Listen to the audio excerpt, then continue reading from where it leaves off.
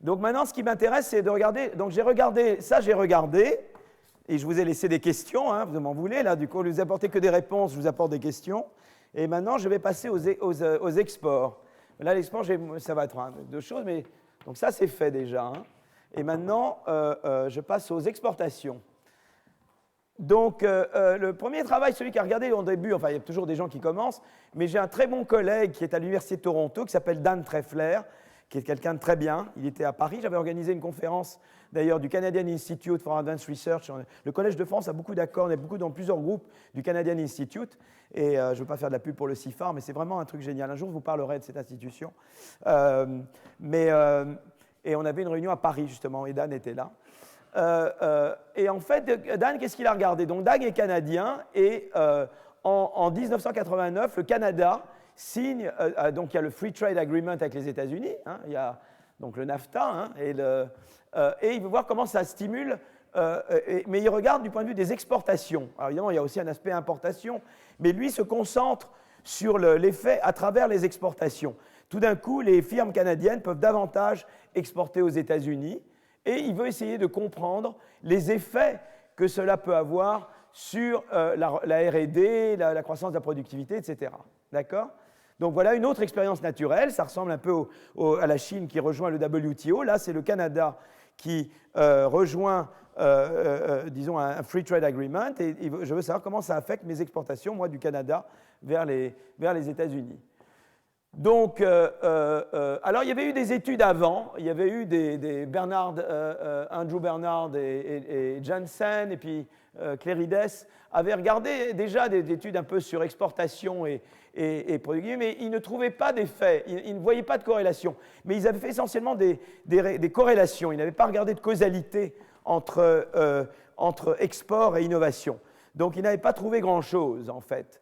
Et en fait, ça suggère probablement que la corrélation, leurs études suggéraient que leur corrélation proviendrait surtout d'un effet de sélection, dans le sens où les firmes exportatrices seraient à l'origine les firmes les plus productives. Mais donc en fait, si vous voulez, on peut dire la chose suivante, c'est qu'il y a toujours un effet causal, enfin un problème d'effet causal, c'est-à-dire que vous ouvrez les possibilités d'exporter vers le Canada, vers les États-Unis. D'un côté, les firmes plus productives sont celles qui vont exporter. Parce que typiquement, pour exporter, il y a un coût fixe d'exportation. Au début, je ne pouvais pas exporter du tout, ou bien je déplace le coût d'exportation, mais on dit en gros, il y a une taille, vous voyez, dans la productivité, je peux avoir une échelle de productivité des firmes, et ça, il y a des travaux notamment de Mellitz. Mellitz, c'est un économiste français aux États-Unis, Marc Mellitz, dont le père, Jacques Mellitz, vous connaissez certainement également, vit à Paris. Donc, et donc, si vous voulez, Marc a très bien montré que typiquement, sur une échelle de productivité, ici, c'est n'exportent pas, ceux qui sont peu productifs n'exportent pas, et ceux qui sont suffisamment productifs exportent. Alors, ce n'est pas du tout déterministe, mais en général, ceux qui exportent sont plus productifs que ceux qui n'exportent pas. Donc, si vous voulez être plus productif, ça veut dire pourquoi? Parce que typiquement, pour exporter, il y a un coût fixe à payer, et évidemment, si je ne suis pas très productif ou je ne suis pas très efficace, ça ne vaut pas le coup de payer ce coût, parce que de toute façon, ma performance ne sera pas brillante. Je ne vais pas aller aux États-Unis pour faire le mariole, quoi. Hein. Donc, je ne vais pas payer le coût fixe pour ne rien faire. Mais si je sais que je suis très performant, eh bien, je suis prêt à payer le coût fixe et d'aller réussir aux États-Unis, parce que là, je vais amortir mon coût fixe, vous comprenez? Donc, si vous voulez, il y a d'un côté, quand on est plus productif, on exporte plus. Mais moi, je m'intéresse à l'effet inverse. Je m'intéresse à l'effet d'exporter sur la productivité. Donc, c'est très important de voir duquel vous êtes en train de parler. C'est là que l'instrumentation est importante, parce qu'il peut très bien que la corrélation entre exportation et productivité capture la causalité inverse de productivité vers l'exportation et pas d'exportation vers la productivité. Vous voyez la difficulté, déjà là, toujours ce problème qu'il faut régler. Hein. On ne s'en sort jamais, donc il faut toujours nos instruments. Là. Voilà. Donc, ce que va faire Treffler, c'est qu'il va dire, mais moi, j'ai un instrument qui va me permettre, à vos souhaits, on est tous un peu avec la crève en ce moment, hein. Donc vous avez toute ma sympathie. Vous pouvez, je veux moi regarder la causalité de export vers vers innovation, productivité. R&D. OK? C'est celle-là qui m'intéresse, pas la causalité inverse. Voilà, et bon, pour ça, je vais essayer de trouver un instrument pour export. Et donc, alors maintenant, pourquoi je peux penser qu'exporter devrait avoir un effet sur l'innovation? Eh bien, je vais retrouver les mêmes petits camarades que j'avais pour l'importation. Vous avez vu déjà l'importation? Évidemment, dans l'importation, il y avait surtout l'effet de concurrence. C'était ça, surtout, l'effet important. Quand j'avais importation, ce que ça faisait surtout, c'est que ça faisait concurrence à mes produits internes. Et donc, la concurrence, elle avait un effet ou positif ou négatif. Et l'effet était à la fois within firm et between firm. Donc, l'importation avait essentiellement un effet de concurrence. Mais l'exportation, elle va avoir d'autres effets. Qu'est-ce que ça va faire, l'exportation? Alors, je vais vous en parler un petit peu. L'exportation, ça va avoir les 3 effets que j'ai là. Le premier effet d'exporter, c'est que maintenant que j'ai le Free Trade Agreement avec les États-Unis, j'ai l'effet de taille de marché. Donc, je peux faire des profits plus grands. Ça devrait être bon pour l'innovation au Canada. Deuxième effet, je vais avoir aussi un effet de concurrence parce que si toute chose qui va augmenter la taille du marché, il peut y avoir un effet de concurrence, mais il ne le met pas en évidence là. Mais si par exemple je suis exportateur et que tout d'un coup il y a quelque chose qui fait que le marché chez l'exportateur, par exemple j'exporte en Chine et tout d'un coup le marché chinois grandit, eh bien plus de gens vont vouloir rentrer dans le marché chinois. Ça va faire un effet de concurrence induit. Vous comprenez? Vous voyez, donc ça c'est très subtil comme effet. Vous allez avoir un effet induit de concurrence. Et vous avez un troisième effet, c'est un effet d'externalité. Quand j'exporte vers la Chine, je m'expose à la Chine et je vais être davantage cité en Chine. Les gens vont me connaître, ils vont lire ce que je fais, ils vont me citer davantage, ils vont essayer d'utiliser même ce que j'ai fait avant d'arriver en Chine. Ça, c'est un effet de spillover, d'externalité. Vous voyez ce que je veux dire? Donc il y a d'abord un effet de taille. J'augmente la taille de mon marché, bon, ça m'incite à faire plus, mais si la taille du marché chinois grandit, ça fait un effet de concurrence induit, et il y a un effet peut-être de spillover. Alors, Treffler regarde surtout, je crois, l'effet de taille. Je ne crois pas qu'il regarde l'effet de concurrence. En fait, son étude est avant qu'on se dise, mais il y a l'effet de concurrence induit. Parce que l'effet de concurrence induit est un effet assez fin. C'est un effet qu'on ne voit pas tout de suite, quoi. D'accord? Donc, mais le point que fait Treffler, c'est la chose suivante. C'est qu'il dit, voilà, lui met ensemble les 2 causalités. Il sait que la productivité, il faut être assez productif pour exporter. Vous voyez, et là, c'est export, no export. Mais il sait également que export induit innovation. Donc il se dit, maintenant, voilà, peut-être que je pouvais être une firme qui n'exportait pas avec une probabilité faible. Tout d'un coup, alors le exporter, il y a un coût à payer, un coût FR, un coût FE pour exporter. Mais il y a peut-être un coût FR pour innover. Vous voyez? Et il se peut très bien la situation suivante. Et l'argument de Treffler, je vais arriver à ce que je veux vous dire, c'est la complémentarité. C'est qu'il te dit, bon voilà, il faut que je paye un coût pour exporter, il faut que je paye un coût pour innover. Mais les 2 peuvent être complémentaires. C'est-à-dire qu'il se peut très bien que vous démarriez avant le trade agreement dans une situation où vous n'étiez peu productif et no export. Mais tout d'un coup, vous vous dites, waouh, il y a un marché aux États-Unis. Peut-être que je ne peux pas y aller tout de suite.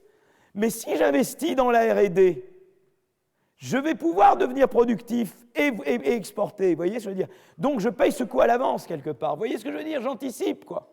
Je fais le pari que je vais arriver à innover. Donc je vais payer le coût d'export pour accéder au marché et je vais payer le coût pour faire de la recherche. Je me projette dans quelqu'un dont la recherche aura réussi, qui du coup pourra profiter de l'exportation. Vous comprenez? Donc il dit, voilà, en fait, il y a 2 décisions. Il y a la décision d'exporter, il y a la décision d'innover, mais en fait, elles sont complémentaires. Elles vont l'une avec l'autre quelque part. Le fait que je peux exporter davantage fait que des gens qui n'auraient jamais investi en innovation avant vont trouver que c'est très profitable d'investir en innovation, parce que tout d'un coup, en investissant en innovation, pour peu qu'ils payent également le coût d'export, ils vont avoir un gros jackpot. Vous voyez? C'est ça l'argument. D'accord? Et c'est cet effet de complémentarité qui met en évidence. Ils ne regardent pas l'aspect concurrence. Ils regardent l'effet taille et comment il y a cette complémentarité qui joue entre payer le coût pour devenir exportateur, payer le coût pour devenir innovateur. Vous voyez, par exemple, les Français, on sait qu'ils ne sont pas bons comme exportateurs en général. D'abord, ils ne savent pas parler l'anglais en général. Moi, la personne qui m'a appris l'anglais, elle était de Castelnaudary, mais bon, elle était très bien, très sympa. Mère d'un ministre, mais je ne nommerai pas, mais elle parlait très bien, hein, mais on ne parlait pas beaucoup l'anglais en France. Et puis tout d'un coup, eh bien, on voit qu'on peut exporter en Chine. Donc les gens se mettent à apprendre, même le chinois, vous voyez. On essaie de faire, on paye des coûts pour devenir exportateur, et en même temps, on devient plus innovant, parce qu'on se dit, waouh, je peux aller là-bas, quoi. Et on fait les deux en même temps, quelque part. Bon, je vous mets ça de manière imagée, hein. Bon. Il considère le Canada et les États-Unis. Une firme canadienne fait face à une demande au Canada, à une demande aux États-Unis. Et alors, ne vous embêtez pas avec les maths, mais en gros, ça, c'est les profits que vous faites. Les profits, c'est quoi? Ça dépend de la taille du marché canadien, et ça, c'est la taille du marché américain. Si vous exportez, c'est une variable qui vaut 1 si vous décidez d'exporter, 0 sinon. Alors évidemment, si vous exportez, vous payez le coût fixe d'exportation qui est là. Le voilà, coucou. Hein, voilà. Et ça, c'est la taxe. C'est la taxe. Vous voyez, il y a toujours une taxe quand j'exporte. Hein. Les douaniers, hein, ils vous ennuient. Hein. Voilà. Et ça, c'est les taxes de douane. Hein. Bon, ben voilà. Et en fait, qu'est-ce que fait le Free Trade Agreement? Il vous réduit le taux. Il vous réduit le taxe de douane. D'accord? Alors, le phi, c'est la productivité. Si vous innovez pas, elle est égale à phi 0, qui est assez basse. Si vous innovez, elle est égale à phi 1. Mais il y a un coût pour innover. D'accord? Et la décision, c'est à la fois est-ce que je vais exporter ou pas? Est-ce que je vais choisir E égale 1 ou 0? Et est-ce que je vais choisir le phi élevé ou le phi bas? Vous voyez que pour un phi donné, eh bien, par exemple, ici, disons, il y a uniquement les phi au-dessus de ce. Vous voyez, il faut que ceci soit positif. Pour exporter, je serai exportateur si seulement le phi est assez grand, quoi. Sinon, ce n'est pas intéressant d'exporter. Pour exporter, il faut que phi fois t moins sigma a star soit plus grand que E, FE. Et donc, il faut que le phi soit assez grand. Donc, vous voyez tout de suite ici que si vous êtes très productif, ça vous montre simplement à niveau de... vous voyez que vous exportez, ça c'est simplement dire ce que j'ai mis là. C'est-à-dire vous n'exportez que si vous êtes assez productif. Si mon phi est assez grand, j'exporte. Si mon phi est trop bas, j'exporte pas. D'accord? Mais là, je n'ai rien dit sur la décision d'innover ou pas d'innover. J'ai pris comme donnée la productivité. Donc là, je n'ai regardé que cette partie. Là, il y a le cut-off, phi bar. En dessous, je n'exporte pas. Si je suis plus productif, j'exporte. Mais maintenant, il y a les décisions d'innover qui est là. Alors, innover, si j'innove, j'ai une productivité plus grande, mais seulement ça me coûte FR. Le voilà, le FR. Coucou, là, vous voyez, là, c'est le même. Donc, et donc, la question, c'est que je compare ça et ça. Et je vais innover si ça, c'est plus grand que ça. Mais vous allez voir que je vais innover d'autant plus que j'exporte également. Parce que quand j'exporte, eh bien, j'ai un marché plus grand pour l'innovation. Vous comprenez? Je n'aurais peut-être pas innové si j'étais forcé à E égale 0, mais je vais innover si tout d'un coup, je suis dans une situation où ça devient intéressant d'exporter. Et ça, c'est la complémentarité. Vous voyez, parce qu'en augmentant le phi, si je peux exporter, si j'ai un marché d'export auquel je n'avais pas accès avant, vous voyez que ça augmente beaucoup ce que je vais avoir. Avant, le phi démultipliait seulement le A, et maintenant, il augmente A plus ça. Ça devient beaucoup plus intéressant d'investir en recherche et d'innover si je peux avoir un marché plus grand. Vous voyez, ça, c'est la taille de marché qui augmente. Donc, en gros, ce qui se passe, c'est qu'on peut représenter la valeur initiale du phi et par combien j'augmente phi si j'investis dans la R&D. Quand phi est très bas, vous voyez que ici, ce qui se passait, c'est que quand phi est bas initialement, eh bien, je suis exactement dans la situation où j'étais tout à l'heure. Mon phi initial est bas, mais si j'investis, vous voyez, si j'investis, et à ce moment-là, il faut qu'évidemment le phi 1 soit assez grand. Si mon phi 0 est très bas, il faut que le phi 1 soit très très grand pour que ça vaille le coup de dire je vais investir et je vais payer le coût d'exportation. Si j'ai déjà un phi proche du cut-off, je n'ai pas besoin que le phi 1 soit élevé il suffit un peu plus élevé pour que je paye le coût pour passer le seuil d'exportation, vous voyez. Mais ce qui est intéressant, c'est évidemment passer de là à là.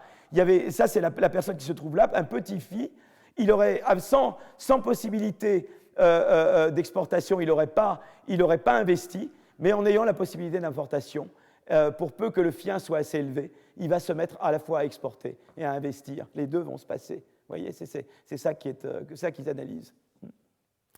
Alors, donc, si les gains de productivité en cas de réorganisation sont trop faibles, si les gains de productivité phi 1 moins phi 0 sont trop faibles, ben, les usines, les entreprises n'investissent jamais et elles n'exportent que si la productivité est supérieure au threshold, au seuil ici, d'accord?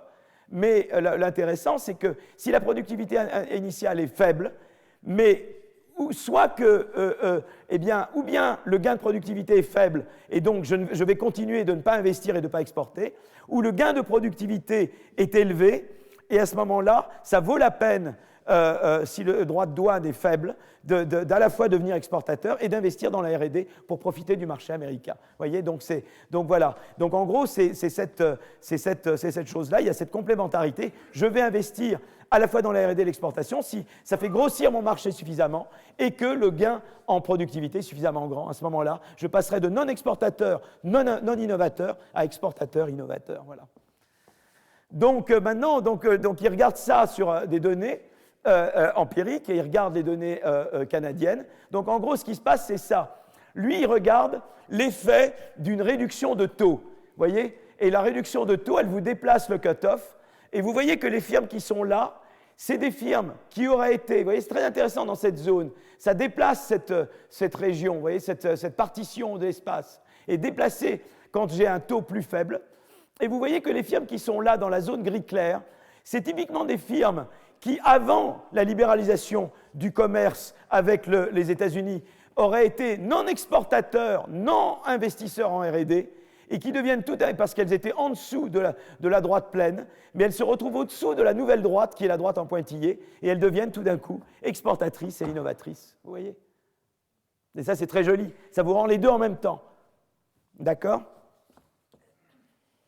Donc, ils explorent le libre-échange, l'accord de libre-échange en 89.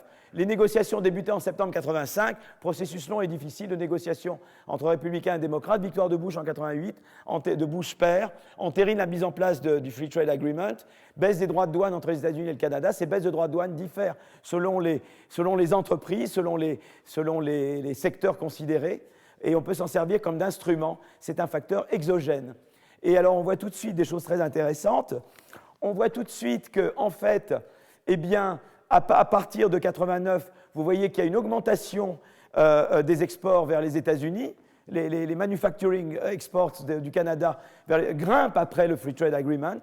Donc, il n'y a pas de mystère. Hein. Donc, ça, c'est... Voilà. Mais évidemment, on va considérer, puisqu'on avait la partition, on va regarder des gens qui n'étaient pas exporteurs, qui n'exportent jamais, ni avant, ni après le Free Trade Agreement. On regarde des gens qui sont des new exporters, qui n'exportaient pas avant, mais qui exportent après. Et on regarde des gens qui étaient déjà exportateurs. Et on va les comparer. D'accord? Alors, qu'est-ce qu'on apprend? Eh bien, on apprend la chose suivante. C'est que, d'abord, les nouveaux exportateurs... Là, on compare les nouveaux exportateurs et les non-exportateurs. Donc, c'est les nouveaux par rapport à ceux qui n'exportaient pas avant, qui n'exportent pas après. On voit que les new exporteurs sont plus gros, et l'important, c'est qu'ils sont plus productifs. Donc, c'est intéressant que, comparé à ceux qui n'exportent jamais, ceux qui se mettent à exporter ont une productivité initiale un peu plus grande. Voilà. Donc, ça, c'est en accord avec ce que dit l'analyse. D'accord ? La deuxième ici, c'est que je compare ceux qui exportaient avant déjà avec ceux qui commencent à exporter. Et ce qui est intéressant, c'est que sur le plan de la productivité, eh bien, ceux qui étaient déjà exportateurs étaient évidemment plus productifs que ceux qui n'étaient pas exportateurs, évidemment, initialement. Et ça, c'est cette partie de l'analyse. Ceux qui étaient avant la libéralisation exportateur étaient au-dessus de ce point, tandis que ceux qui n'étaient pas étaient au-dessous de ce point. Et on retrouve bien dans l'analyse empirique les prédictions du modèle. D'accord ? Donc ça, c'est la première chose. Ensuite, qu'est-ce qu'on va regarder ? On va regarder les gains de productivité. Donc, on va regarder la productivité du travail en 96 divisée par la productivité du travail en 88, d'accord? Et on classe les entreprises en 5 groupes selon le niveau de productivité en 88, d'accord? Des entreprises les moins productives aux entreprises les plus productives. Et ce qu'on regarde, c'est qu'on fait une régression. On utilise l'évolution des droits de douane pour instrumenter l'effet de l'exportation. Et on va regarder l'effet que ça a sur la productivité. Et on voit la chose très intéressante, c'est qu'on observe un effet positif et significatif des exportations sur les gains de productivité, vous voyez, sur l'ensemble des firmes. Donc ça, c'est quand on fait la régression OLS, et ça, c'est quand on fait la régression en instrumentant par le Free Trade Agreement, ok? Et on voit qu'à chaque fois, il y a un effet causal, là, ici, on voit un effet causal de l'augmentation des exports. Ici, c'est instrumenté par l'accord de libre-échange entre le Canada et les États-Unis sur la croissance de la productivité. Donc c'est clair que, globalement, l'accès le NAFTA pour les Canadiens, ça a été globalement bon pour la productivité de leurs entreprises manufacturières. Voilà, ça c'est clair, hein, en ambiguous, comme on dit. Et alors le truc intéressant, c'est qu'on peut regarder également, on classe des moins productifs vers les plus productifs, et ce qui est très intéressant, c'est que c'est particulièrement ceux qui étaient moins productifs qui ont profité des exports. Vous voyez, ceux qui étaient déjà très productifs, eh bien, évidemment, quand ils font ils étaient déjà, ceux qui étaient déjà très productifs exportaient déjà, et donc pour eux, ça ne fait pas un grand changement qu'il y ait le Free Trade Agreement, vous comprenez? Pour qui ça fait une grosse différence? Pour ceux qui n'étaient pas assez productifs pour exporter initialement, qui du coup deviennent productifs, qui du coup ont un marché grand avec la libéralisation des échanges, et qui du coup disent je vais investir parce que je vais avoir un gain important. Vous voyez, je veux dire, si c'était déjà assez productif, mon gain de productivité est déjà pas très grand que je peux faire, et en plus j'étais déjà exportateur. Si j'étais avec une productivité initiale faible, et que ça me permet d'être exportateur, et je fais ce gain de productivité, je fais un gain de productivité plus gros avec le fait que mon marché augmente beaucoup plus, puisque au début, je n'étais pas exportateur et que je deviens exportateur. Vous voyez? Et on voit très très bien cette différence-là. Voilà, donc on a des résultats en accord avec le modèle, et on montre en fait, vous voyez, quand vous étiez déjà là, votre gain de productivité est faible, puisque vous passez de cette productivité-là à celle-là, vous voyez, c'est des productivités faibles, tandis que là, si vous démarrez d'un phi initial très faible, vous allez à phi 1, et le phi 1 moins phi 0, là, est élevé, tandis que là, le phi 1 moins phi 0, il est faible. Vous avez forcé, donc, quand vous avez une productivité initiale faible, eh bien, vous allez avoir des gros gains de productivité, tandis que là, vous allez avoir des gains de productivité plus faibles. Vous étiez déjà très très bon. Et c'est tout à fait en accord avec ce que dit le modèle. Donc voilà, donc ce que dit Treffler, c'est que les exports, eh bien, ça augmente l'incitation à innover, ça augmente la productivité, et ça l'augmente d'autant plus si vous étiez une entreprise qui était pas la plus avancée dans le secteur où vous étiez au départ. Voilà. Et donc c'était un peu ça, c'est ça qui est un peu l'analyse qui est montrée dans Treffler. Alors je vais maintenant passer à un autre papier qui est une recherche que je fais moi en ce moment avec Melitz, justement, avec le même Melitz dont je parlais tout à l'heure. Il est quelle heure maintenant? Il est 3h23, donc j'ai juste le temps.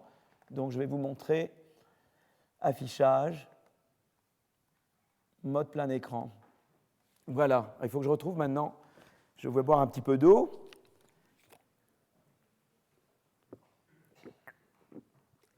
Vous avez compris cette complémentarité, c'est-à-dire je n'exportais pas parce que ça ne valait pas le coup d'exporter, parce qu'il fallait payer trop de droits de douane et tout. Tout d'un coup, les droits de douane deviennent faibles. Du coup, ça veut dire que ça vaut le coup d'exporter pour peu que je fasse la productivité nécessaire, mais du coup, je suis plus incité à augmenter ma productivité pour pouvoir devenir exportateur, quand exportateur devient très intéressant. Et donc, j'ai une incitation indirecte par l'exportation à investir en R&D, que je n'aurais peut-être pas eu si le marché n'était pas devenu plus accessible pour moi grâce à cet accord de libre-échange entre le Canada et les États-Unis. Donc c'était cette complémentarité que je voulais mettre en évidence. Alors là, ici, donc, on fait ce qu'avait regardé Treffler, c'était l'effet du commerce sur disons, l'augmentation de productivité, qui est une manière de regarder l'innovation. Mais nous, on a ici des données, sur les brevets. Et donc, donc c'est un travail en train, en fait, c'est un travail en progrès, avec Marc Mellitz, qui est donc à Harvard, Antonin Bergeau, qui est mon étudiant et qui est à la Banque de France et à London School of Economics, et Mathieu Lequin, qui est INSEE, Banque de France. Et ce qu'on fait, c'est que donc on regarde, on regarde l'effet de l'ouverture vers l'exportation, on regarde l'effet que ça a sur l'innovation.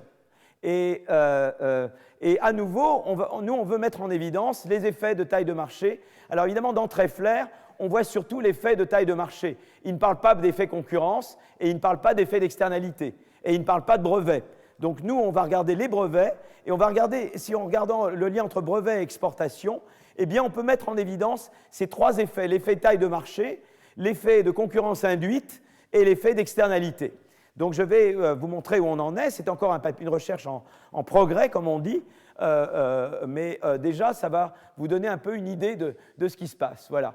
Donc les théories modernes du commerce et de la croissance laissent penser que ce devrait être que l'accès des entreprises à l'export devrait infecter l'innovation, ne serait-ce que par l'amélioration des accès au marché d'exportation accroît la taille des marchés. De plus, nous savons que le commerce induit des externalités de connaissances, mais ça, je ne l'ai pas montré empiriquement jusqu'à maintenant. Et puis, il y a les effets de concurrence. Donc, et je veux évidemment capturer le lien causal d'exportation vers innovation. Hein. Je ne suis pas tellement intéressé par cette partie-là, je suis intéressé plutôt par cette partie-là, hein, l'effet d'export vers innovation. D'accord ? Donc, on a des données qui couvrent toutes les entreprises exportatrices françaises. Donc, ça, ce qui est intéressant, c'est qu'on a des données exhaustives sur les entreprises françaises, et ça couvre toutes les entreprises françaises. Et c'est des données très secrètes. En général, il faut être à côté de Mathieu pour pouvoir regarder. En général, je ne peux montrer que des images. Je vais vous montrer des images. Je peux vous montrer un tableau, mais pour pouvoir montrer un tableau, il faut l'accord de 10 bureaux. Ça prend beaucoup de temps. Et sinon, je peux prendre des photos et vous montrer les photos. Voilà. En gros, c'est ça, quoi. Je peux à peine me montrer moi-même, vous voyez, sans accord. Voilà. Donc, c'est très sérieux, ces choses-là. Donc, notre analyse est motivée par deux graphiques. Et je vais vous montrer deux graphiques, qui sont déjà des graphiques intéressants. Ce premier graphique, vous voyez, je les ai en photo. C'est des photos, ça. C'est des photos d'ordinateur, vous voyez. Je ne peux pas les reproduire sans photo. Et donc qu'est-ce que j'ai là? Eh bien, ce graphique, il vous montre la chose suivante. En abscisse, il vous montre le niveau d'export. Vous voyez, il y a dans chaque secteur, c'est le niveau d'exportation du secteur, vous voyez. Donc, on classifie les entreprises, disons, dans des quantiles d'exportation. Et on dit elles sont plus ou moins, voilà. Et on regarde, disons, pour chaque niveau d'export, vous voyez, je veux dire, donc il y a différents secteurs d'activité plus ou moins exportants, et on regarde, si vous voulez, le pourcentage de firmes innovantes dans le quantile correspondant. Et on voit que plus un secteur exporte, un secteur français exporte, plus il est composé de firmes innovantes. Vous voyez, c'est très joli quand même. En termes de brevets, quoi. Qui brevettent, quoi. Donc plus on a un secteur exportateur, plus on innove. Donc vraiment, pour exporter, il faut innover. Vous savez, c'est une chose très importante. C'est toujours l'histoire de la compétitivité. Comment on augmente la compétitivité de la France? Il n'y a pas 36 façons de l'augmenter. Évidemment, on peut toujours essayer de l'augmenter en baissant les salaires, mais ce n'est pas un moyen intelligent. Le vrai moyen, c'est l'innovation. Il n'y a pas d'autre moyen d'être compétitif. Pour être compétitif, il n'y a pas d'autre chose. La compétitivité, c'est la productivité de l'ensemble des firmes de l'économie. Et vous ne l'augmentez que par l'innovation. Il n'y a pas de secret. C'est le seul moyen d'augmenter la compétitivité. Tout ce qui nuit à l'innovation nuit à la compétitivité de l'économie française. Voilà. Donc ça, on le voit vraiment là. Vous voyez? Déjà, ça, c'est en soi quelque chose qu'il faut montrer partout. Voilà. Donc la deuxième figure, évidemment, vous voyez, ces quelques points montrent la chose très intéressante. C'est plus nombreux sont les pays où on exporte, plus nombreux sont les pays qui citent vos innovations. C'est très intéressant. C'est-à-dire que, voilà, on regarde différentes entreprises, on connaît leurs brevets et on connaît les pays qui citent vos brevets. C'est merveilleux, non? Et on voit que plus on exporte dans un nombre important de pays, plus vous êtes cité par un nombre important de pays. Donc, c'est l'effet de spillover dont je vous ai parlé là, l'effet d'externalité de savoir. En exportant, vous vous faites connaître également. Les gens savent qui vous êtes. Les gens regardent ce que vous avez fait avant également. Ils ne citent pas seulement ce que vous faites une fois que vous êtes dans le pays, ils citent également plus ce que vous avez fait avant d'arriver. Ils veulent savoir qui vous êtes. Ils regardent votre CV, qu'est-ce qu'il a fait, et ils apprennent à vous connaître. C'est très important, ça. On reste provinciaux si on n'exporte pas. Voilà, très important. Voilà. Donc, ces corrélations, maintenant, ce que je vous ai montré, c'est des corrélations. Est-ce qu'elles reflètent un effet causal des exportations sur l'innovation ou bien des innovations sur l'exportation, puisque j'ai toujours quand même cette partie-là qui doit être vraie, évidemment. On sait que les firmes plus productives exportent plus. Donc nous, évidemment, ce qu'on veut mettre en évidence, c'est la causalité de exportation vers innovation. Donc une première tentative pour comprendre ces modèles au niveau des entreprises, eh bien, c'est de matcher des données de brevets, de bilan financier des entreprises et de douane. Et donc toute la difficulté, ça a été d'aller à un niveau très fin. On avait des données de brevets, on avait des données sur les caractéristiques des entreprises et on avait des données de douane pour savoir où elles exportent, etc. Et on connaît pour toutes les entreprises françaises tous les pays où elles exportent. C'est un énorme travail. Hein.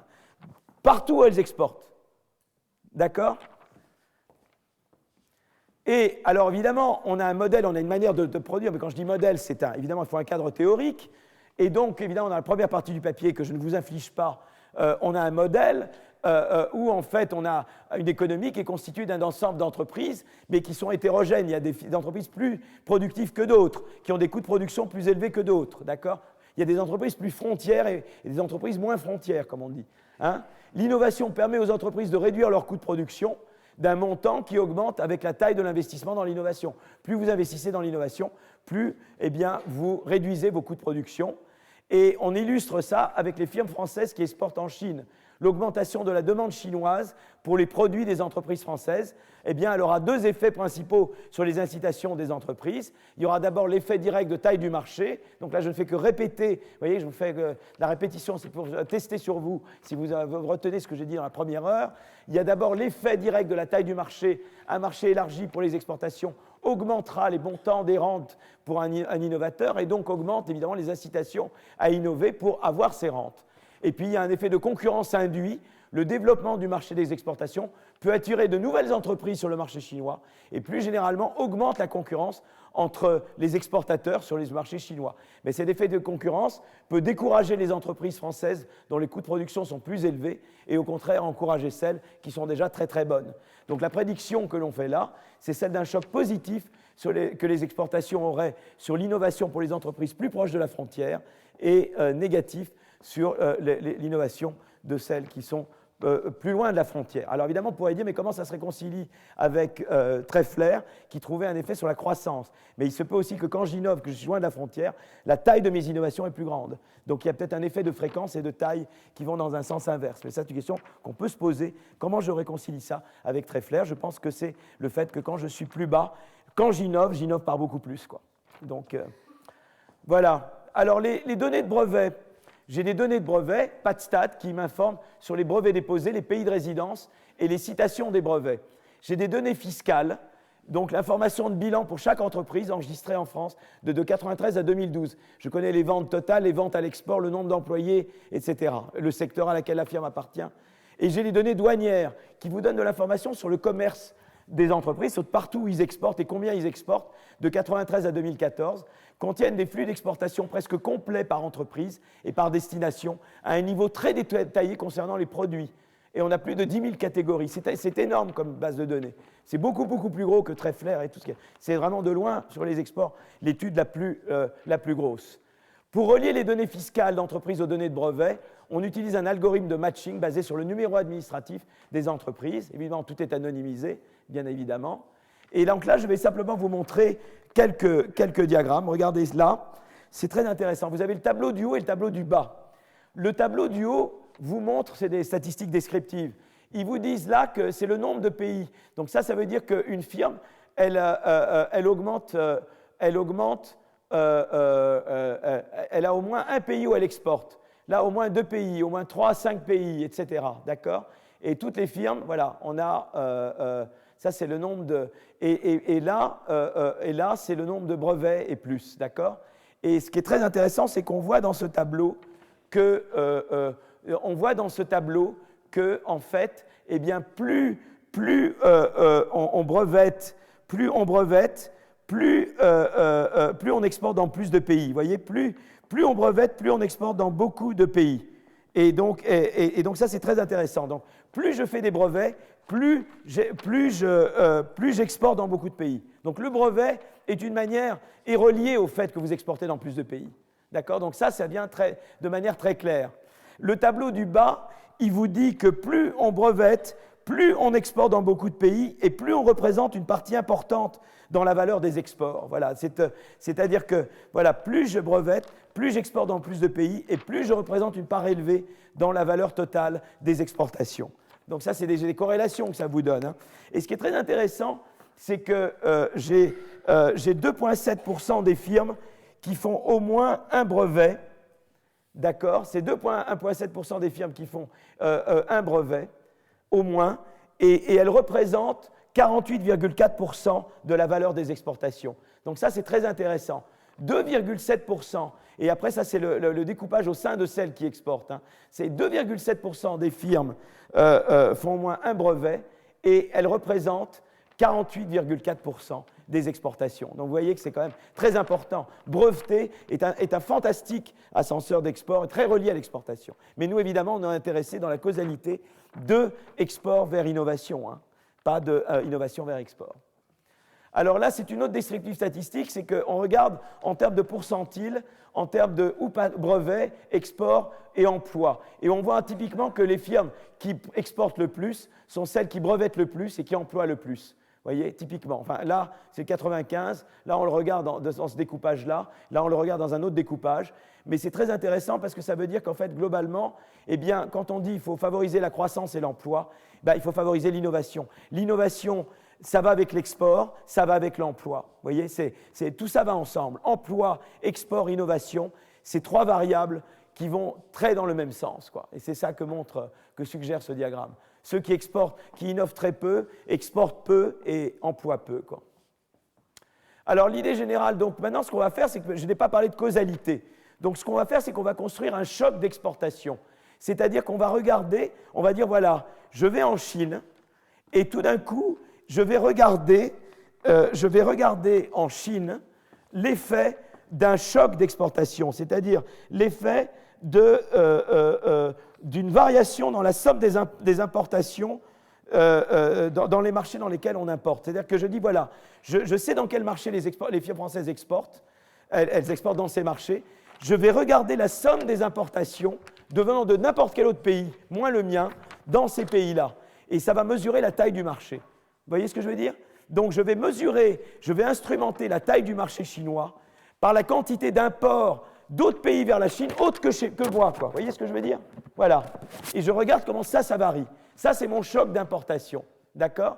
Et donc, je vais regarder comment ce choc d'importation, c'est-à-dire ce choc sur la taille du marché chinois, qui est mesuré par les importations vers la Chine de firmes étrangères qui ne sont pas des firmes françaises, je vais voir comment ce choc-là affecte l'innovation des firmes françaises qui exportent en Chine. D'accord? Et on va voir qu'on a l'effet de taille de marché et l'effet de concurrence. Et on va le voir de manière très claire. Donc, suite à l'entrée d'une entreprise française sur un nouveau marché à l'export, on note une augmentation du flux de brevets déposés par des inventeurs. Alors d'abord, je vais vous montrer, avant de vous montrer l'analyse causale, je vais vous montrer quand même quelques faits descriptifs. Et ensuite, je vais vous montrer les régressions avec la causalité, d'accord? Pour vous donner un peu un sens. Donc là, on va commencer juste par regarder encore des choses descriptives. Donc, je regarde, suite à l'entrée d'une entreprise française sur un nouveau marché à l'export, eh bien, on va voir qu'est-ce qui va se passer. On s'attend à une augmentation du flux de brevets et on s'attend aussi davantage de citations des brevets. Donc, on regarde, ça, c'est quoi?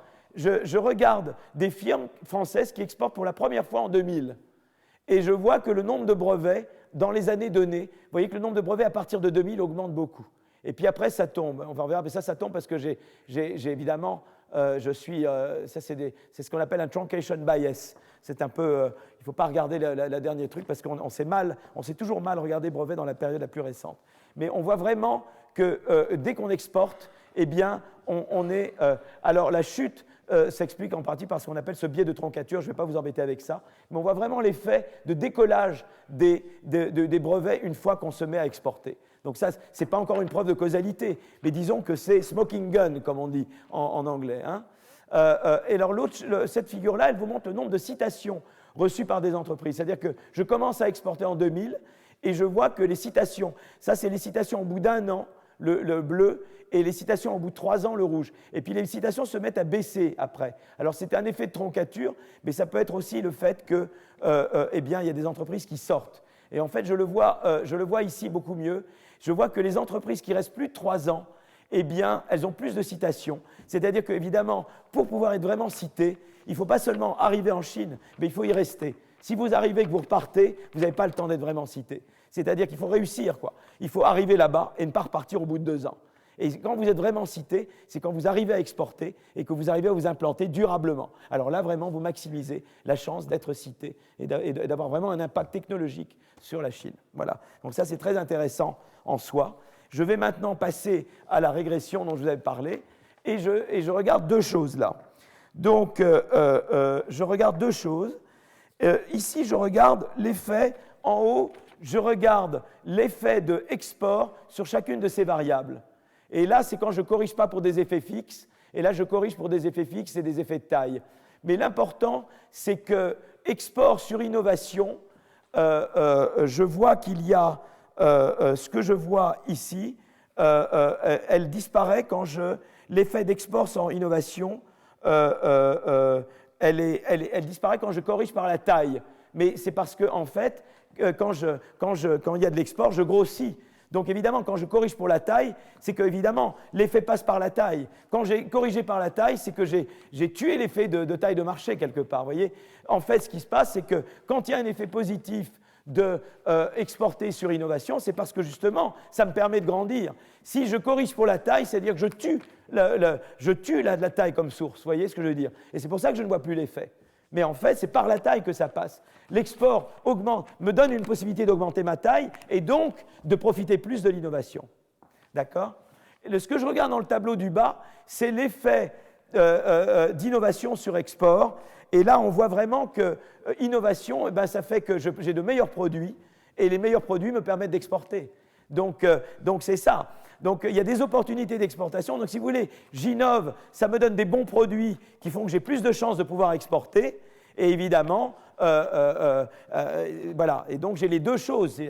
Innover, je vois vraiment là les 2 causalités. Innover me permet d'exporter mieux. J'ai des meilleurs produits que je peux exporter. Et exporter, évidemment, m'incite à innover plus à partir du moment où je profite de l'exportation pour grandir. Si évidemment on m'oblige à ne pas grandir, je tue cet effet-là. Hein. Là maintenant, je regarde la régression. Et là, je fais la régression et je régresse l'innovation par rapport au choc. Donc, je regarde vraiment la causalité de export vers innovation en regardant le choc.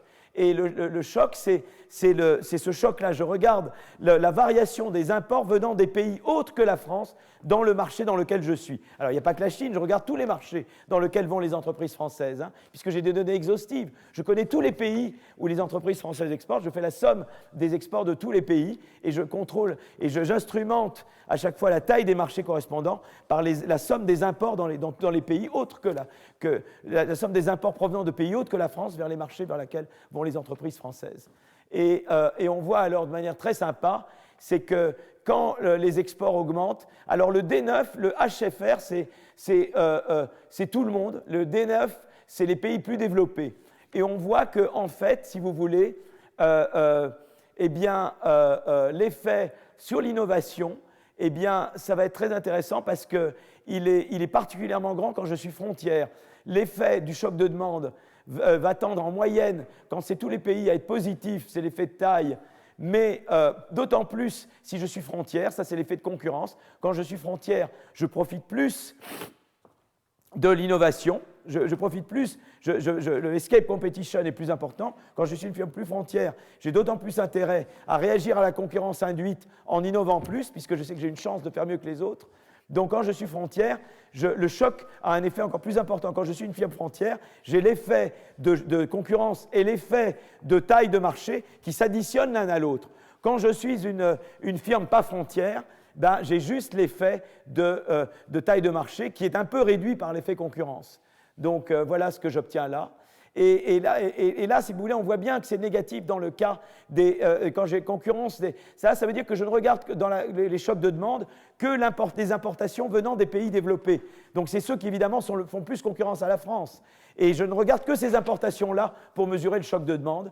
Et là, on voit que si, à moins d'être frontière, et là, on voit que l'effet est très positif, parce que là, on voit vraiment l'effet concurrence plus fort que là.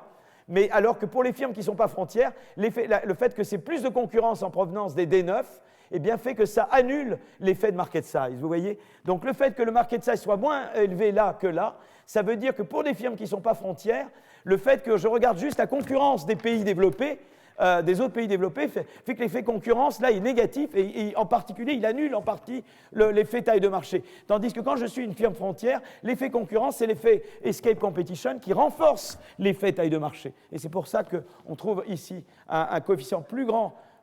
C'est pour ça qu'ici, on trouve un coefficient plus grand que là, alors que l'effet pour les autres est un coefficient moins grand que là. Vous voyez ? Donc ça, c'est et là, on voit très très bien, je zoome sur les D9, c'est l'effet des voilà. Donc là, je regarde, là, je vois vraiment que l'effet frontière est très important, mais l'effet de choc quand on est frontière est très positif, alors que l'effet venant de la concurrence des D9 est négatif quand je ne suis pas une entreprise frontière. Voilà, donc j'ai vraiment analysé les chocs d'exportation sur l'innovation. En effet, que cet effet est d'autant plus positif que la firme est plus proche de la frontière technologique, parce que quand une firme est proche de la frontière technologique, l'effet de concurrence renforce l'effet de taille de marché, tandis que quand la firme est loin de la frontière technologique, l'effet de concurrence tend à en partie contrebalancer l'effet de taille de marché. Il joue négativement dans ce cas. Et vous voyez, c'est très intéressant, on met vraiment en évidence les effets de concurrence et taille de marché. On n'a pas économiquement mis encore en évidence l'effet d'externalité, c'est programmé. Je vous l'ai montré simplement de manière suggestive dans des graphes. Je ne l'ai pas encore mis en évidence dans des régressions. Mais vous voyez qu'on a vraiment ces effets d'exportation-là. Alors vous pouvez vous dire, mais tiens, Treffler, il montrait qu'en termes de croissance de productivité, c'était les firmes les moins productives au Canada qui avaient l'air de croître plus vite. Mais là, il y a deux effets contradictoires. C'est-à-dire que l'effet, les firmes, en termes d'intensité d'innovation, les firmes plus proches de la frontière vont réagir plus, mais évidemment, comme elles sont déjà très productives, l'augmentation de productivité qu'elles peuvent faire est beaucoup moins grande que des firmes qui ne sont pas productives. Et donc vous avez l'effet de taille qui contrebalance l'effet d'intensité d'innovation. Voilà. Donc c'est ça que je voulais dire sur cette partie, sur l'exportation. Alors je vais maintenant parler d'un dernier papier. Il est quelle heure maintenant? Il est 47. J'ai à peine 5 minutes. Je vais vous dire quelques mots là-dessus, parce que je crois que vous êtes déjà très fatigués. Et donc mais en même temps, je veux vous montrer un peu tout ce qui s'est fait. Et c'est des travaux, c'est à nouveau que je me mette ça dans un modèle de croissance. Là, j'ai regardé de milieu très très fin, et il y a toujours l'idée, je voudrais mettre ça dans un modèle de croissance. Et toujours mon ami Oufou qui arrive là, il dit, moi je vais vous mettre ça dans un modèle où je simule. Donc vous voyez, il y a toujours je vous ai toujours dit, il y a plusieurs méthodes en analyse empirique. Il y a la méthode de l'expérience naturelle, ou du random experiment, là c'est l'expérience naturelle. Il y a la méthode où je fais de la régression avec un instrument, alors, ou avec expérience naturelle ou pas. Donc il y a la méthode de confrontation du modèle avec des prédictions du modèle avec des données. Et puis il y a la méthode de simulation d'un modèle macroéconomique. Et donc ce que fait Ufuk très bien, c'est la simulation de modèles macroéconomiques. Donc on veut regarder un petit peu la concurrence en R&D. Là, j'ai toujours regardé comment le Canada réagit à l'ouverture du commerce avec les États-Unis. Comment la R&D ou l'innovation en Europe et aux États-Unis réagissent à l'ouverture du commerce avec la Chine. Comment l'innovation en France réagit aux exports. Mais maintenant, ce que j'aimerais, c'est regarder deux pays qui font la concurrence en R&D. Vous voyez ce que je veux dire? Et comment ça se passe d'un pays à l'autre. Et je veux juste vous montrer quelque chose, quoi. C'est qu'on est tous à faire de la R&D. Et en fait, on voudrait un modèle global de l'économie mondiale où, en fait, tout le monde fait de la R&D et chacun répond à la R&D des autres, quelque part. D'accord? Et c'est un peu ça que font... donc je vais vous montrer très brièvement, parce que je n'ai pas le temps de faire beaucoup de choses. Je vais juste vous montrer quelques éléments. Je vais juste vous montrer la chose suivante. Donc, ils regardent États-Unis et d'autres pays. Et en fait, ce qu'ils vont faire, c'est qu'on va regarder... voilà, je vais vous montrer différents diagrammes. Alors, le diagramme qui est là, c'est la proportion annuelle de brevets enregistrés aux US par des inventeurs étrangers. C'est des données NSF, ça. Donc, alors la courbe rouge par rapport à la courbe bleue, j'ai oublié ce que c'était que la rouge par rapport à la bleue maintenant. Parce que, oui, la bleue, c'est les brevets, et la rouge, c'est les citations. Voilà. Et on voit que ce soit par le nombre de brevets ou par le nombre de citations, eh bien, on voit que les États-Unis, entre 65 et 85, perdent leur position de leader en innovation, quoi. Un petit peu, quoi. Les autres en font un peu plus. Ils restent leaders globalement, mais ils perdent un peu de terrain vis-à-vis des autres. Et les autres ici, c'est le Canada, l'Espagne, la France, l'Allemagne, l'Italie, le Japon et le Royaume-Uni. D'accord ? Vis-à-vis de ces pays-là, on voit que entre 65 et 85, les États-Unis perdent du terrain. D'accord ? Alors, et on le voit ici également, c'est très intéressant ce diagramme, parce que ce diagramme, il vous montre la chose suivante. On regarde trois types de secteurs. On regarde des secteurs où les États-Unis ont le lead. Alors, le bleu foncé, c'était avant, et plus on va dans le rouge, plus c'est récent. D'accord ? Et c'est sur la période de 65-85, hein, je crois, c'est ça. Hein. Et alors ça, c'est les secteurs où les Américains avaient un lead en termes de brevets très très clair. Ça, c'est le secteur où c'est les étrangers qui avaient un lead. Et le troisième, c'est les secteurs où les Américains étaient à peu près à part égale, neck and neck, comme on dit, avec les étrangers. Et ce qu'on voit, ça, c'est en termes de brevets et en termes de citations. Et ce que vous voyez, c'est que cette courbe-là, elle est descendante. C'est-à-dire que de moins en moins, là où les Américains avaient un lead, ils ont de moins en moins de lead, quoi. Dans les secteurs où ils avaient un gros lead, le lead baisse. Et dans les secteurs, ça qui est intéressant, dans les secteurs où ils n'étaient pas en lead, ils augmentent un peu. Il y a une convergence, en fait. Il y a une convergence, c'est-à-dire dans les secteurs où ils étaient très lead, ils ont perdu leur lead entre 65 et 85. Le plus important, c'est la gauche, quoi. C'est que vous voyez que, en fait, les Américains... Alors, ça, je ne sais pas si ça, c'est les pays qui n'étaient pas lead. Donc, c'est eux qui augmentent, là, je pense. Hein. C'est ça. Ici, c'est la part des pays. Les pays qui n'étaient pas lead du tout, ils n'étaient pas lead et ils deviennent de plus en plus lead. Les pays qui étaient neck à neck deviennent plus. Mais on voit vraiment que l'Amérique perd du terrain, quoi. L'Amérique perd du terrain. Alors, on le voit vraiment ici, très clairement. Et alors, l'idée, c'est de dire, ben voilà, les Américains réagissent. Qu'est-ce qu'ils font, les Américains ? Ils vont faire une politique qui va inciter à la R&D. Et qu'est-ce qu'ils vont faire ? Ben, ils vont faire comme ce qu'on avait vu la dernière fois, les tax credits en Angleterre. Ben, eux, ils vont faire du tax credit aux États-Unis. C'est les réformes Reagan pour les taxes. Et ils vont induire de la R&D et donc de l'innovation. Et donc, ils vont augmenter leur part de marché. Et donc, qu'est-ce qui va se passer ? Ben, il y a le Economic Recovery Tax Act de 81, le Tax Reform Act de 86, 86, 88. Et ça s'est fait au niveau des... Et vous avez... Ça, c'est au niveau fédéral. Et vous avez également au niveau des États, différents États qui commencent à faire des choses et passer des législations fiscales favorables à l'innovation, commençant par le Minnesota, et après suivi par d'autres. Et ce diagramme-là vous montre en fait eh bien, l'évolution du taux moyen de tax credit en US aux États-Unis, et ça monte au cours du temps, quoi. Ça, c'est vraiment... c'est à la fois le nombre d'États, vous voyez le nombre d'États qui adoptent, et la courbe, elle vous montre le credit rate, quoi. C'est-à-dire qu'en moyenne, le taux disons, le tax credit augmente, et le nombre d'États qui font du tax credit augmente. Voilà, c'est ça qui est intéressant. C'est qu'à la fois, vous avez, au niveau fédéral, vous avez une législation de plus en plus favorable, et de plus en plus d'États qui font des législations favorables à la R&D. D'accord ? Donc, et on peut voir ici, ce diagramme-là vous montre la R&D, les subventions les tax credits aux États-Unis. Et vous voyez, juste à part le South Pacific, on voit que tous les autres pays sont dominés. Les États-Unis, vraiment, font un énorme effort pour augmenter les subventions, en fait, à la R&D, comparé aux autres, hein, okay, si ce n'est les South Pacific, mais qui, ici, augmentent beaucoup. Mais c'est intéressant parce que jusque dans les années 90, les États-Unis mettent le gros coup de collier, et après, les autres, voilà. Donc, on va regarder, mais là, maintenant, après, vous avez des tax credits pour les South Pacific, d'accord ? Alors, maintenant, on regarde un petit peu ce qui se passe. Et là, je vais vous montrer des choses. Là, je vais de 75 à 85. Et ça, c'est de 75 à 85, c'est la densité de R&D aux États-Unis qui augmente. Donc, elle augmente, il n'y a pas de problème. Et après, qu'est-ce qui va se passer ? eh bien, les États-Unis font cet effort de R&D. Et vous voyez, regardez, ça, c'était les secteurs où les États-Unis avaient un lead. Elles étaient très élevées, et puis ils avaient réduit leur lead. Et vous voyez que maintenant, ils le réaugmentent. Là, j'ai étendu la période. Par rapport à là, j'ai augmenté la période. Là, je m'arrêtais à 95, et maintenant, je vais jusqu'à 2000, je vais jusqu'à 2013, quoi. Et j'augmente jusqu'à 95, je m'arrêtais à 85 et je vais jusqu'à 95. J'augmente de 10 ans. Et vous voyez que là, vous voyez que le nombre de secteurs, vous voyez, où les US ont un leadership en brevet, eh bien, se remet à augmenter. Il n'y a pas de miracle. Vous investissez en R&D, bah, ça aide beaucoup. Voyez. Et là, on avait vous vous souvenez, c'était la proportion des foreign patents et des foreign citations.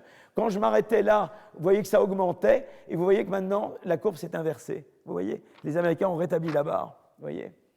Eh bien, là, je montre le per capita de GDP des autres pays par rapport aux Américains. Ils rattrapaient, mais le rattrapage s'arrête 95 jusqu'à la crise, en gros. Hein. Donc, c'est intéressant. Et donc, on peut faire une régression de la R&D ou des brevets sur les state credits, et on peut à chaque fois montrer que la corrélation est positive et instrumentée par les réformes. Et ça marche très très bien, évidemment, il n'y a pas de secret. Les réformes vous aident à faire de la R&D. Et donc là, ils ont un modèle. Donc ce qu'ils font, c'est, je ne vais pas rester longtemps parce qu'il est déjà l'heure, ce qu'ils font, c'est qu'ils font un modèle à 2 pays. Chaque pays peut investir en R&D et rattraper l'autre. Donc un pays peut rattraper un autre pays ou dépasser un autre pays.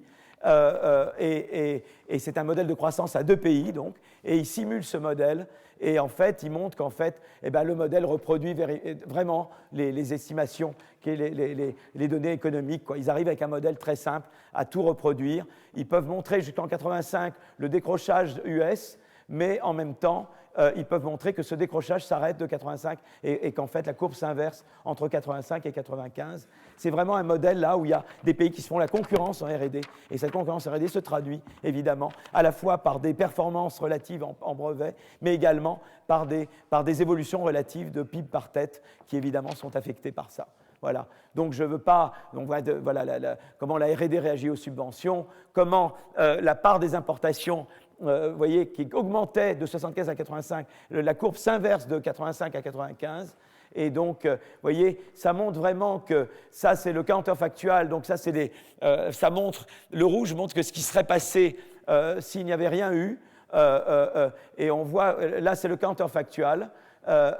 C'est les profits qui rattrapent les profits US, les profits des autres pays. Mais vous voyez maintenant que maintenant qu'il y a eu la politique aux US, eh ben les autres ont rattrapé jusqu'à 85, mais ils décrochent à nouveau de 85 à 95. La courbe en rouge, c'est les autres, la courbe bleue, c'est les US. Et vous voyez comment le mouvement a pu être inversé. Donc les politiques, ça joue. Et ça, évidemment, c'est la R&D aux États-Unis par rapport à ailleurs. Et vous voyez comment elle augmente durablement, elle augmente de manière dramatique à partir des milieu des années 80. Donc si vous voulez, la politique, ça joue un rôle. Face quand on a peur de la mondialisation, il y a 2 manières. Une manière, c'est de dire je fais du protectionnisme, et l'autre manière, c'est de dire non, je joue le jeu de la mondialisation, je fais de l'innovation, mais évidemment, tout le problème, évidemment, c'est de réconcilier les systèmes sociaux, de faire que l'innovation soit bien vécue par tout le monde. Et là, on revient au problème que j'avais posé initialement, c'est-à-dire les perdants et les gagnants à l'innovation. Je crois que la clé, c'est que tout le monde soit éduqué, que tout le monde puisse avoir des formations professionnelles, qu'il y ait des bons systèmes d'assurance chômage. C'est pour ça que je pense que les idées de nationalisation de l'UNEDIC ou de nationalisation des systèmes d'assurance chômage comme au Danemark, je pense que tout ça, c'est des idées qui sont excellentes pour permettre aux gens de ne pas avoir peur de la mondialisation. La mondialisation, c'est une force formidable. Il faut savoir l'utiliser, la domestiquer. Et si on sait le faire, et si on sait protéger les gens contre les risques de la mondialisation, alors c'est un cheval de croissance formidable. Mais évidemment, si on ne dote pas les pays de systèmes sociaux adaptés, alors à ce moment-là, évidemment, tous ceux qui ont peur de la mondialisation vont s'opposer à ça. Et ça vous donne les mouvements populistes. Je crois que c'est très important de voir que la mondialisation est une chance, mais il faut évidemment avoir les systèmes sociaux qui vous permettent à la fois de la vivre de manière plus juste et plus efficace, parce qu'en même temps, si vous avez une population mieux éduquée, avec une meilleure formation professionnelle, eh bien, vous vous adaptez beaucoup plus facilement, vous tirez beaucoup mieux parti, à la fois en termes de mobilité sociale et en termes de croissance, des opportunités qui sont offertes par la mondialisation. Voilà, je crois que je vais m'arrêter là, parce que j'ai déjà dépassé mon temps. Il est juste 4 heures. Voilà, merci.